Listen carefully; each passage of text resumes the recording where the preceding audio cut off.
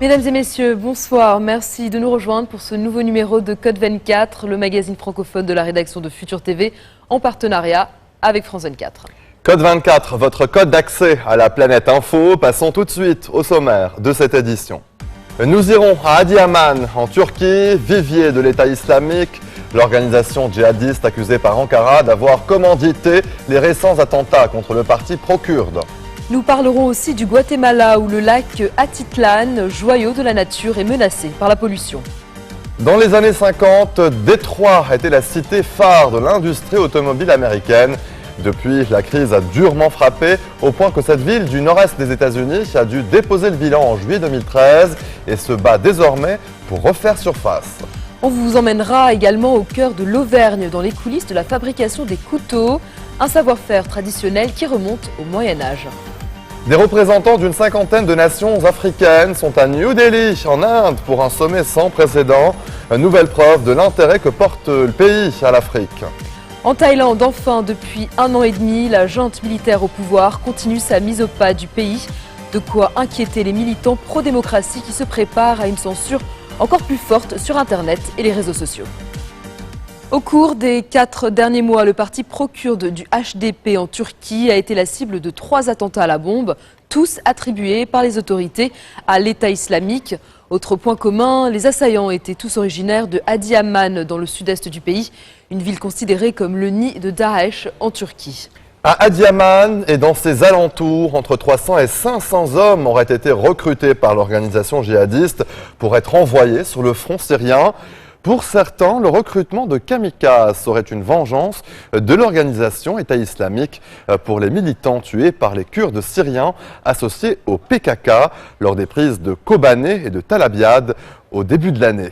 Fatma Kizilboa, Alper Chakidji. Au cours des 4 derniers mois, la Turquie a été frappée par 3 attentats. Des attaques qui visaient le parti pro-kurde et toutes attribuées à l'organisation État islamique. Autre point commun, pour le moins troublant, les assaillants étaient tous originaires de la même ville, celle d'Adiyaman, dans le sud-est du pays. Dotée d'une population de 200 000 habitants, la cité, située à 150 km au nord de la frontière syrienne, est a priori des plus anodines.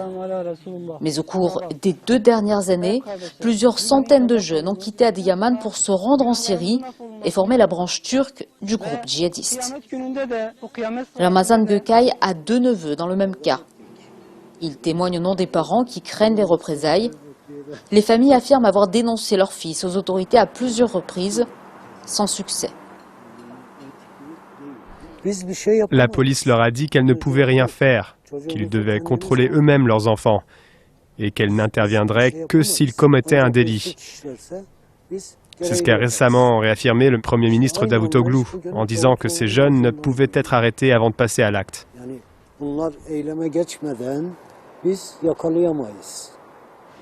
Des adolescents endoctrinés, notamment dans ce commerce, fermé il y a moins d'1 an par la mairie, officiellement pour absence de licence d'exploitation. Le café Islam, géré par 2 frères qui ont tour à tour mené des attaques suicides en Turquie. Un lieu réputé fréquenté, des habitants que nous avons rencontrés mais qui refusent d'apparaître à l'écran parlent même d'activités de recrutement qui avaient lieu à la vue et au su de tous. Interrogé sur ce point, un riverain préfère changer de conversation. Au lieu de venir ici, vous feriez mieux d'aller filmer les terroristes du PKK qui tuent les soldats dans les montagnes. Les autorités nient toute négligence dans cette affaire, mais pour l'opposition, impossible que les services de renseignement n'aient pas été au courant. Dans un rapport parlementaire, ce parti accuse le gouvernement de fermer les yeux sur les activités du groupe État islamique en Turquie. Je pense surtout que c'est la conséquence de la politique internationale de la Turquie et surtout de sa politique interne vis-à-vis de cette organisation. Ce qui ressort de nos travaux de recherche, c'est qu'aucune enquête sérieuse ni de lutte efficace n'ont eu lieu. À Adiyaman, c'est désormais partout la même conversation. Tout le monde craint l'enrôlement de nouveaux jeunes.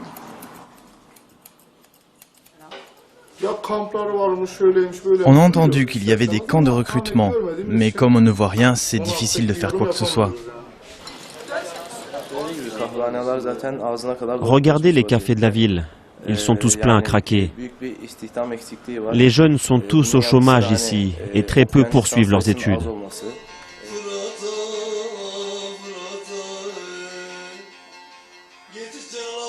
Mais il existe une minorité religieuse qui craint plus particulièrement d'être prise pour cible. Celle des Alévis, une branche de l'islam chiite. Cette communauté, considérée comme hérétique par les fanatiques sunnites, représente à elle seule un tiers de la population d'Adiyaman. Il y a évidemment de la crainte au sein de la communauté. On se demande si Adiyaman sera la prochaine cible ou s'ils iront frapper ailleurs. Une ville devenue symbole de l'implantation des cellules du groupe État islamique en Turquie. Et pour beaucoup, Adiyaman n'est sans doute que la partie visible de l'iceberg.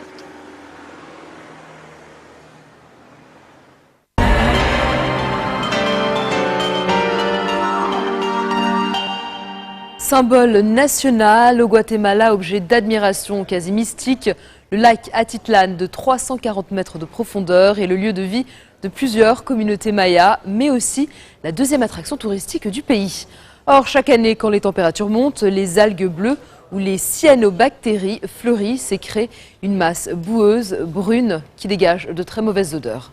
Exploité mais jamais protégé, le lac subit les conséquences d'une pollution de plus en plus intense, faisant peser sur les populations un vrai danger sanitaire et mettant à mal l'économie locale.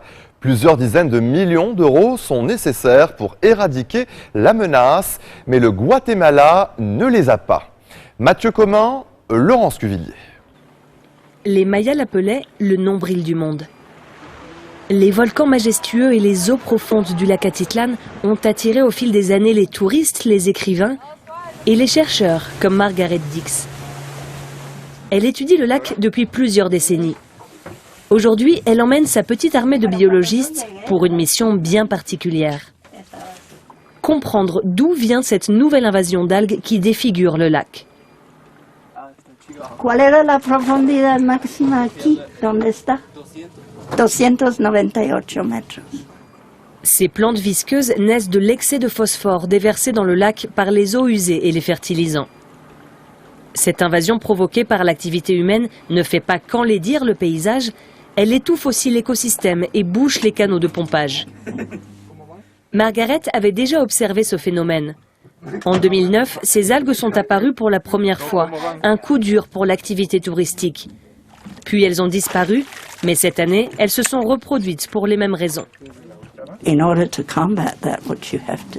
Pour combattre ce phénomène, il faut réduire la quantité d'eau usée déversée dans le lac.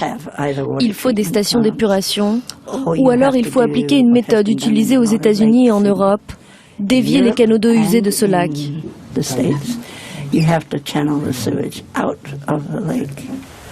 Nettoyer l'eau du lac est une entreprise hasardeuse et très chère.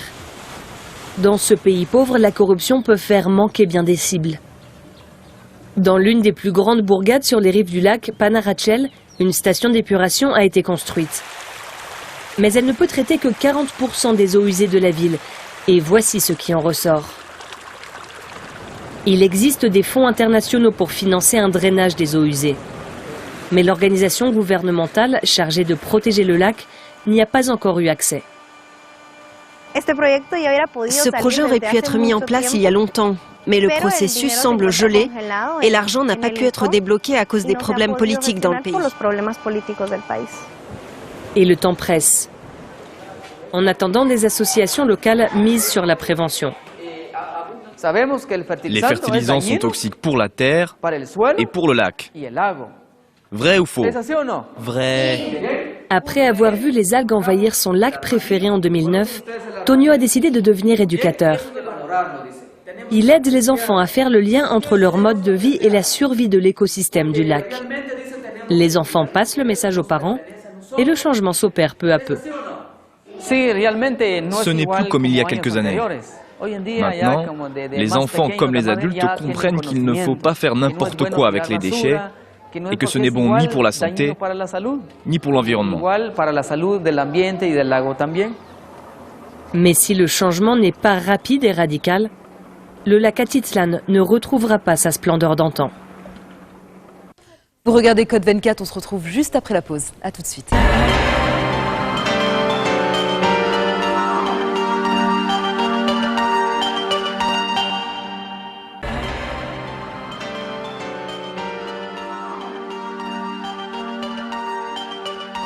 Dans les années 50, Détroit était la cité phare de l'industrie automobile américaine, mais les sites de production sont aujourd'hui vides.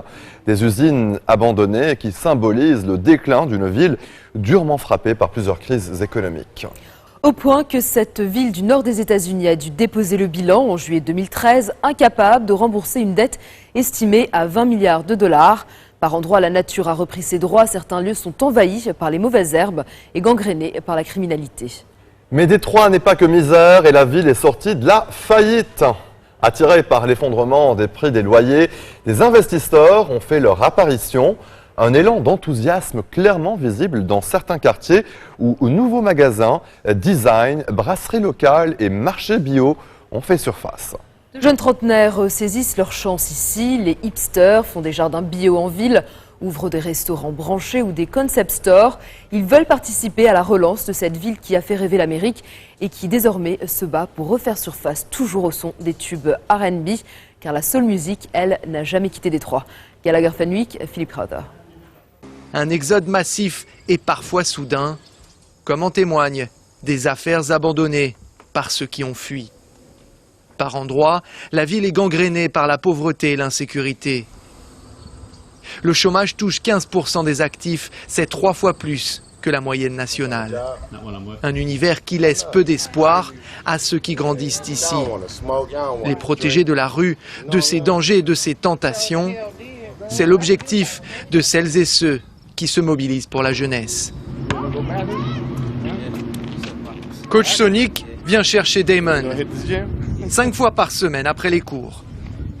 L'entraîneur veut lui éviter le même sort que certains de ses amis. Ils ont été tués. Ils ont été tués dans ces rues, juste là. La salle qu'il fréquente est un ancien site de l'industrie automobile, racheté par une association.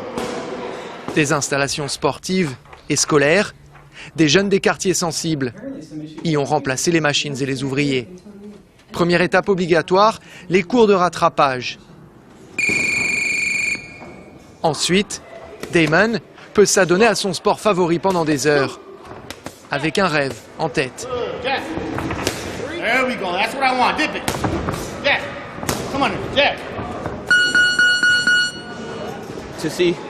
Quand je vois tous nos problèmes, j'espère que tout mon travail portera ses fruits un jour.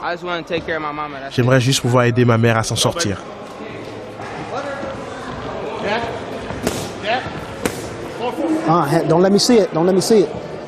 Un esprit sain dans un corps sain, c'est la philosophie du fondateur de cette ONG.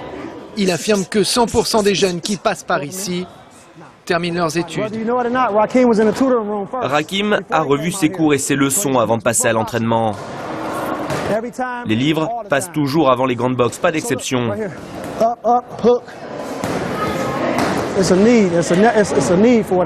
Notre communauté a besoin de ça. On a besoin de gens qui mettent ses enfants sur la bonne voie et les y maintiennent. Il y a tellement de dangers dans lesquels ces enfants peuvent glisser. Si on ne s'occupe pas d'eux, c'est la prison ou la morgue qui les guette. Ça, c'est une capucine. Elles sont comestibles. Contribuer de manière positive à la communauté qui les entoure, c'est également l'ambition de Brie et de son mari. Il y a plein d'enfants dans le quartier. Ils nous ont aidés à planter les fleurs, la verdure, à faire le compost. Impliquer les plus jeunes dans ce qu'on fait, c'est très important. On n'exploite pas la terre, on en fait partie. Ces anciens New-Yorkais se sont fait un jardin bio à l'endroit où plusieurs maisons ont été détruites. Faire pousser de la nourriture en pleine ville, sur un terrain qui est plus grand que ce qu'on avait à Brooklyn, être propriétaire de notre maison. On pouvait faire ces deux choses-là ici. Pour moins de 3 000 $, ils se sont offerts ce terrain et la maison qui est à côté. Je viens d'acheter ça aux puces. Pour eux, Détroit est une terre d'opportunités et d'expérimentation sociale. Ils vivent de la nourriture qu'ils font pousser, en accord avec leurs valeurs. Penser global, agir local, c'est leur devise.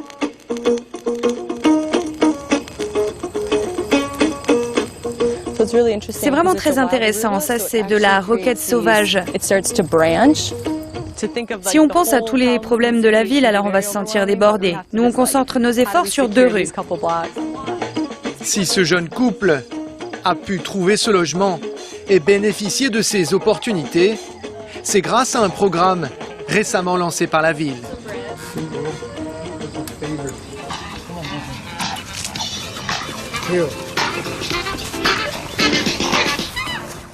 Cette maison fait partie de notre nouveau programme, rénovée et prête à vivre.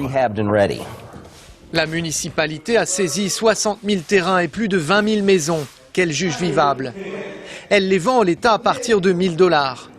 D'autres sont rénovées dans le but de faire revenir une classe moyenne. Il a fallu moderniser un peu. On a installé des matériaux de qualité, les placards sont neufs, tout comme les plans de travail. Les fenêtres sont sécurisées afin d'éviter le vol et le squat. Les démolitions de certaines maisons jugées irrécupérables et les rénovations d'autres biens, c'est le meilleur moyen d'endiguer la fuite des habitants. C'est ce qu'affirme ce porte-parole de la mairie. Ces dernières années, cette maison a été vandalisée. Ouais, et on ne veut plus voir ça dans le quartier, parce qu'il y a trop de jolies maisons comme la vôtre. Et on ne veut pas que les gens continuent de partir. On doit faire en sorte qu'ils restent. Je suis trop vieille pour déménager maintenant. Mais il y a 10 ans, j'aurais dû le faire. Il invite ensuite la voisine à venir juger de la qualité des travaux. Elle est comme neuve. Et ils vont couler une dalle juste là derrière pour y construire un garage. La voisine connaissait l'ancien propriétaire. Elle l'a vu partir comme bon nombre d'autres habitants du quartier.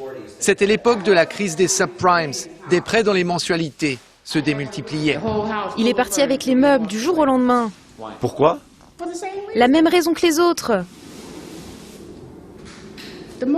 Il ne pouvait plus payer son crédit, c'était trop cher. Nous retrouvons le jeune couple écolo. Les enfants du quartier veulent aller se promener avec eux. Accompagnée par une amie qui vient elle aussi d'emménager dans le quartier, Brie décide de nous emmener voir la maison que son frère vient d'acheter tout près de là. C'est l'occasion de faire connaissance avec certains des locaux qui semblent apprécier la présence des nouveaux venus. Vous pensez quoi de vos nouveaux voisins? Ce sont de bons voisins, je les vois souvent, ils sont sympas. Tout se passe bien, pas de problème ou d'embrouille. Vous voyez ce que je veux dire? Brie et son mari Kevin font l'unanimité dans cette rue, surtout auprès des plus jeunes. Tu penses quoi de Brie et son mari? Je vais te dire ce que je ressens. Ils sont comme une mère et un père pour moi, parce qu'ils m'aident.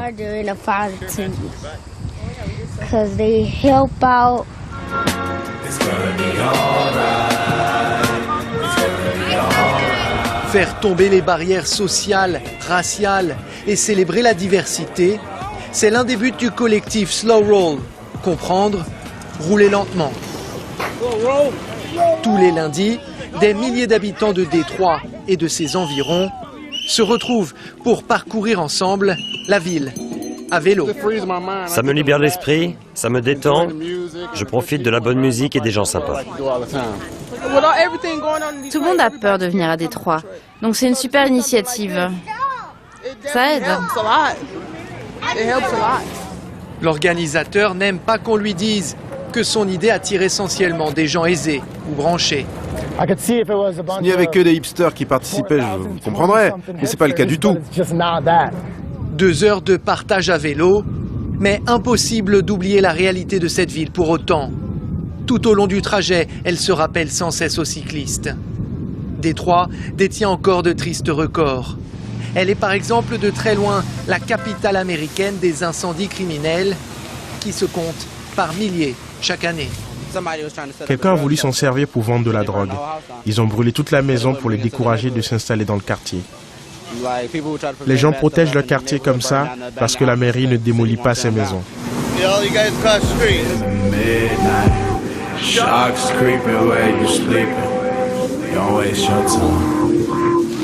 Les uns rasent, les autres brûlent. Plus personne ne s'en émeut ici.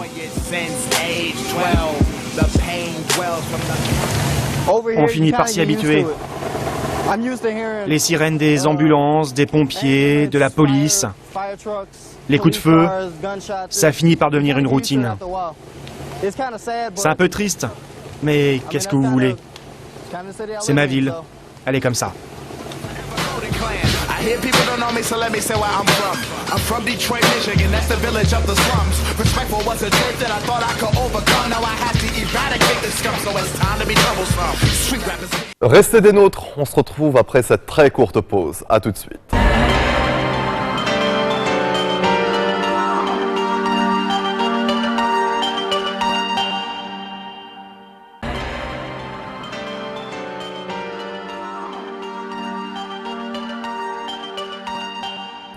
Direction Thiers, en Auvergne, la capitale française de la coutellerie depuis le Moyen-Âge. Les fabricants de couteaux ont à cœur de mettre en avant leur savoir-faire en proposant, grâce à des techniques nouvelles, mais aussi traditionnelles, des produits de grande qualité. Nous vous emmenons à la rencontre d'Yves Charles, un artisan passionné qui redonne ses lettres de noblesse au couteau en façonnant, taillant, ciselant et sculptant des matériaux à la fois nobles et originaux. Reportage.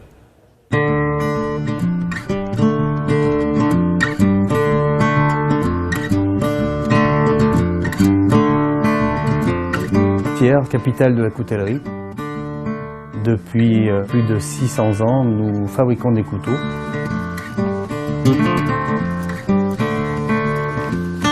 Les Thiernois ont toujours un couteau dans leur poche. On s'en sert pour casser une petite croûte le matin, un petit morceau de saucisson.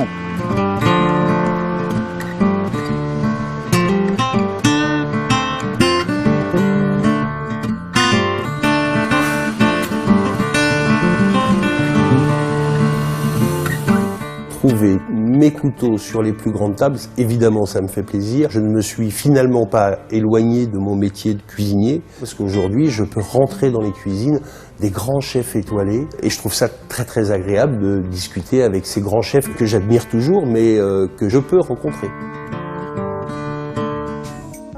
Née il y a plus de 6 siècles, la coutellerie prendrait ses origines au Moyen-Âge. Selon une légende, les croisés auvergnats auraient rapporté d'Orient le secret de la fabrication. À Thiers, les couteliers s'installent par centaines, pourtant il n'y a ni mine de fer ni meulière. À Thiers, on fabrique des couteaux, on peut dire naturellement, grâce à la force de la rivière Ladurole. Les couteliers thiernois ont su dompter cette énergie qui leur a permis de faire aussi bien de la forge, le meulage des lames, l'assemblage pour arriver au couteau fini. À Thiers, actuellement, on peut parler d'une centaine de producteurs de couteaux, une soixantaine de sous-traitants. Ça occupe à peu près 2500 à 3000 personnes dans la coutellerie. Parmi ces personnes, il y a Yves Charles, ancien restaurateur étoilé de Paris. Son histoire commence par une simple constatation. Dans mon restaurant, je prépare des magrets. Les 3 personnes qui ont un perceval dans la poche, un couteau fermant, coupent aisément leur magret. Et les 3 personnes qui ont les couteaux de table, le magret roule sous le couteau et c'est calamiteux. Et je me dis, mais pourquoi on ne peut pas faire un couteau de table avec le même tranchant que le couteau fermant que j'ai dans la poche? Et l'histoire était partie. Yves Charles part à la recherche du couteau idéal. Il comprend alors qu'un bon couteau se compose d'un très bon acier, d'une très belle trempe et d'une très belle émouture. Il achète son propre atelier et finit par se consacrer entièrement à sa nouvelle passion. Nous, on a nos modèles spécifiques qui sont dessinés par nous et que nous sommes les seuls à produire, avec des modèles comme le couteau fermant. Ensuite, on a le couteau de table, où on a cette spécificité d'utiliser des aciers très élaborés, des manches très évoluées. En ce sens-là, on s'est décalé et on travaille de plus en plus avec la grande restauration et les palaces. Pour les couteaux de cuisine, l'atelier a créé un acier dopé à l'azote, dédié à cet usage. Acier au nom évocateur, l'acier audacieux d'Auvergne. L'acier des couteaux de cuisine est vraiment spécifique, il a été développé spécialement pour un tranchant ultra performant, beaucoup plus acéré, quelque chose de beaucoup plus fin. Mais l'excellence et l'innovation n'ont pas effacé la tradition. Tout part d'une pièce d'acier que l'on va découper ou forger. Un couteau forgé, c'est un rond de métal monté à 1100 degrés que l'on va mettre dans une presse de 9 tonnes et on a une pièce de forge qui est brute et le métal est mou, on peut le tordre et il ne revient pas dans sa forme initiale. Donc il va falloir passer à la trempe pour le rendre dur. Ensuite on va l'émoudre, c'est-à-dire qu'on va enlever du métal pour affiner côté tranchant et lui donner sa forme finale.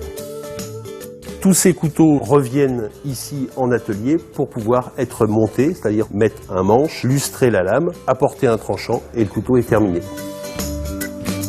Détour par l'atelier pour apprêter le couteau dans la plus ancienne des traditions.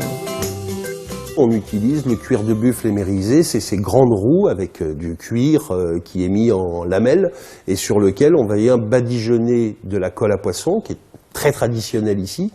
Mélangé à de l'émery, et ce qui nous permet de lustrer et voire même déguiser nos couteaux, qui est un aiguisage extrêmement fin.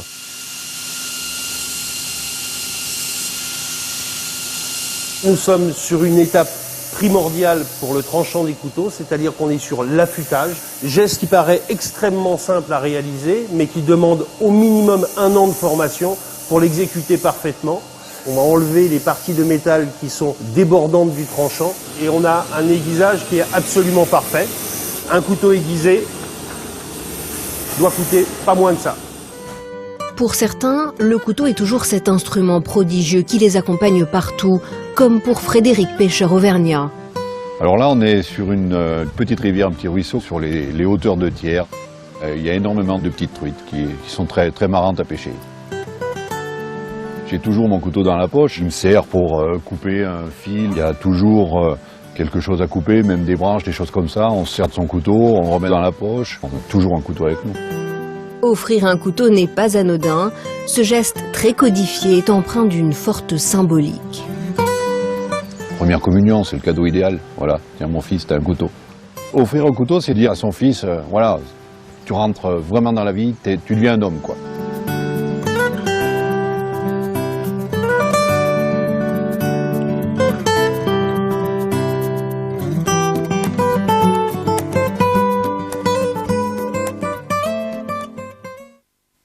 Restez sur Futur TV, on se retrouve juste après la pause. A tout de suite.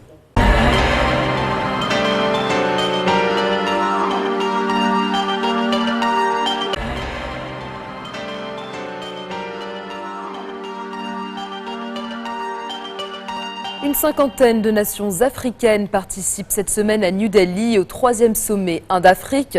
Ce sommet sans précédent depuis 1984 est une nouvelle preuve de l'intérêt que porte l'Inde au continent africain. Les échanges commerciaux entre l'Inde et l'Afrique sont en forte hausse et ont été multipliés par 20 en 15 ans, passant de 3 milliards de dollars en 2000 à près de 70 milliards de dollars en 2014. Mais dans ce domaine, l'Inde est encore très loin derrière la Chine, dont les échanges annuels avec l'Afrique totalisent 200 milliards de dollars. Les deux géants asiatiques se livrent une guerre d'influence pour séduire les Africains.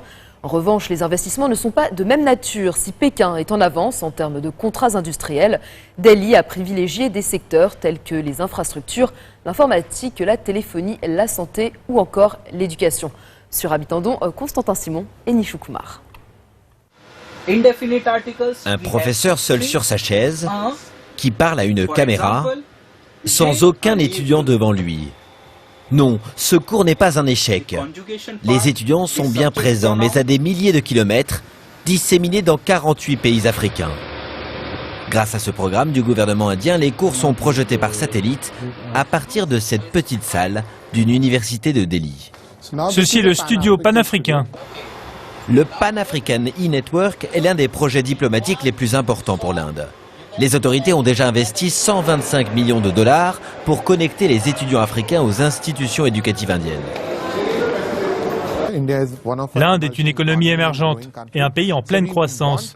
Donc nous voulons développer de meilleures relations avec l'Afrique afin que demain, sur le plan des affaires et de la diplomatie, nous ayons plus d'amis autour de nous dans l'arène mondiale. L'Afrique est l'une des régions du monde avec la plus forte croissance. Chinois et Indiens en particulier s'y livrent donc une guerre d'influence. Le 3e sommet Inde-Afrique qui se tient cette semaine à New Delhi est l'occasion pour le gouvernement indien de vanter sa supériorité dans des domaines tels que la santé, les infrastructures ou l'éducation.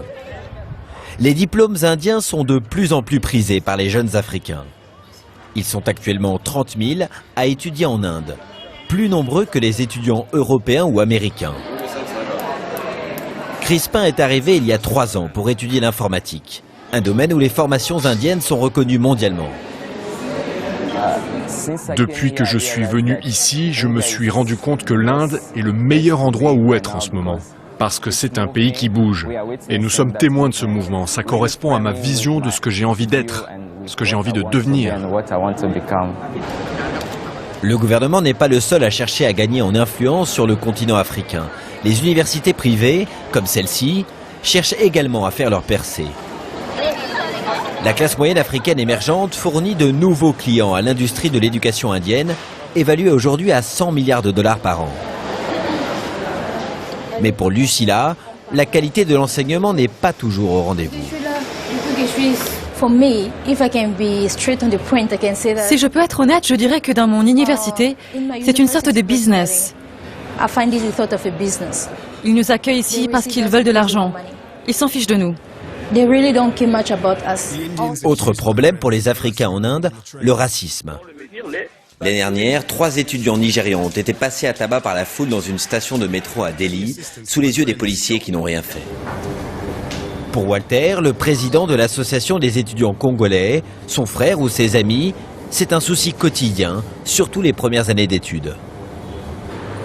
Il y a mon propre frère qui me disait un jour qu'à chaque fois qu'il est sur la rue, il est stressé. Il ne sait pas ce qui peut se passer. Avec mon expérience par rapport avec les gens dont nous étudions, au fur et à mesure que vous vous habituez d'eux, ils vous comprennent. Étudier en Inde coûte en moyenne 10 fois moins cher qu'aux États-Unis ou en Angleterre. Le coût de la vie est aussi moins onéreux. Alors que certains pays occidentaux ont restreint leur visa étudiant, l'Inde devrait donc continuer à attirer des Africains.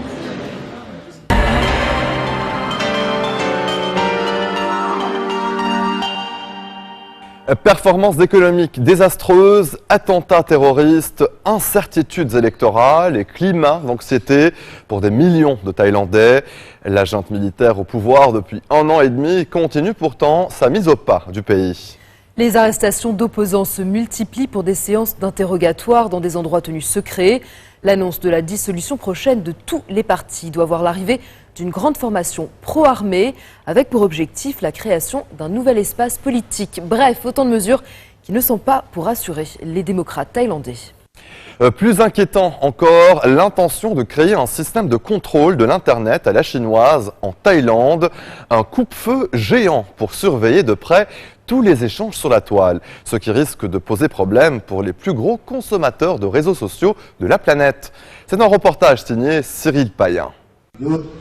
C'est un jour férié aujourd'hui, mais nous ne sommes pas partis en vacances. Nous sommes tous là, présents, pour défendre la liberté. Officiellement, on ne doit parler que d'économie dans cette réunion publique organisée par les mouvements étudiants.